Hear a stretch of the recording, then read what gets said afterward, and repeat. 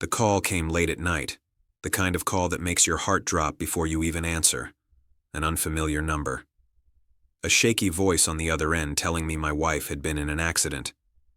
Not fatal, they said. Injured, but conscious.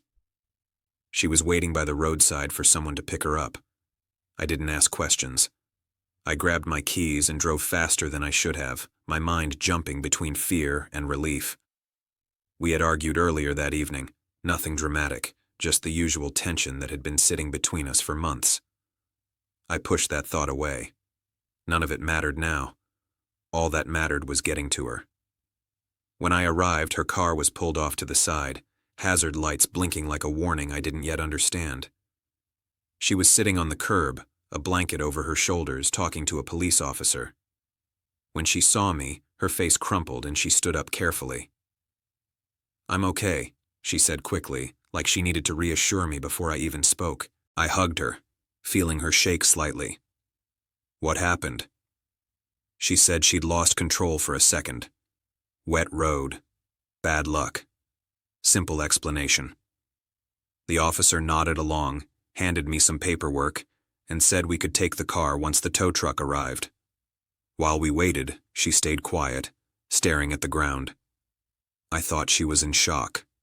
I thought wrong. The tow truck arrived, and the driver asked me to clear out any personal items before he hooked the car up. I opened the driver's side door first, checking for her purse and phone. Everything looked normal at a glance. Then I noticed the passenger seat. There was a jacket there. Not mine. It was a men's jacket. Large. Expensive. Definitely not something she'd wear, and definitely not something I owned. I picked it up slowly, my stomach tightening as if my body understood before my mind caught up. I didn't say anything yet. I checked the cup holders, 2 coffee cups, one with lipstick on the lid, the other clean. I looked at the seatbelt on the passenger side, still slightly twisted, like it had just been used. My heart started pounding, loud enough that I was sure she could hear it. I opened the glove compartment to grab the registration. Inside was a phone. Not hers. Another man's phone. Screen lighting up with a message preview as soon as I touched it. "On my way home. Text me when you're safe." I closed the compartment slowly and stood there, staring at the open car door. The night air felt heavy. Cold. Wrong. She called my name from behind me. "Did you get my bag?" I turned around, holding the jacket in my hand. "Who was with you?" Her face drained of color so fast it was almost frightening. She opened her mouth, then closed it again.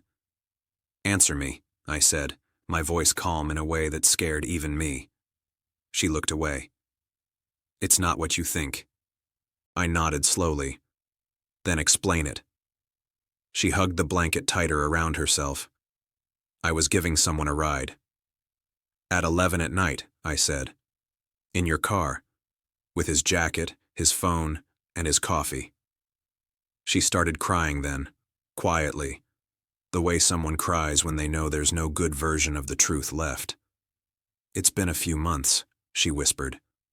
The world narrowed to that sentence. A few months. I laughed once, short and empty. "So he was here when the accident happened." She nodded. "He panicked and left before the police arrived. I told him to go." I looked back at the car, at the mess I hadn't noticed before. The seat pushed back further than usual, the faint smell of a cologne that wasn't mine. I felt embarrassed in a way I didn't expect.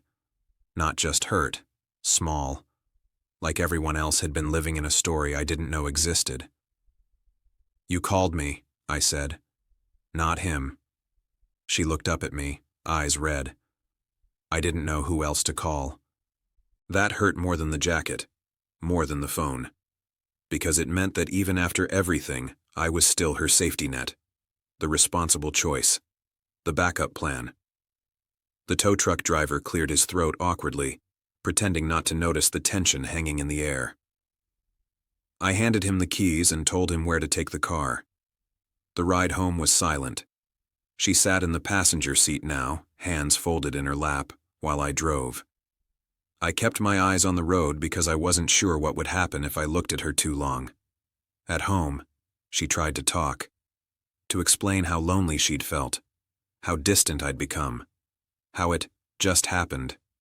All the usual sentences people use when they want to soften a betrayal without fully owning it. I listened, not because I needed answers, but because I needed to hear how easily our life together had become something she could risk. When she finished, I said quietly, "You didn't just cheat.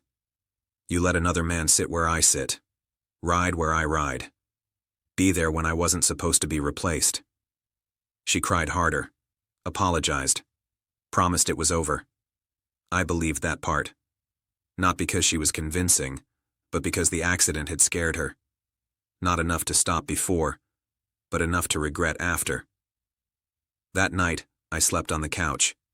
Not out of anger, but clarity. Something fundamental had shifted. The image I had of my marriage no longer matched reality, and I couldn't pretend I hadn't seen inside that car. In the days that followed, I kept thinking about the moment I opened the door. How one simple action changed everything. How truth doesn't always come from confessions. It comes from what people forget to hide. The accident didn't break our marriage. It revealed what was already broken. And once you see that, you can never unknow it.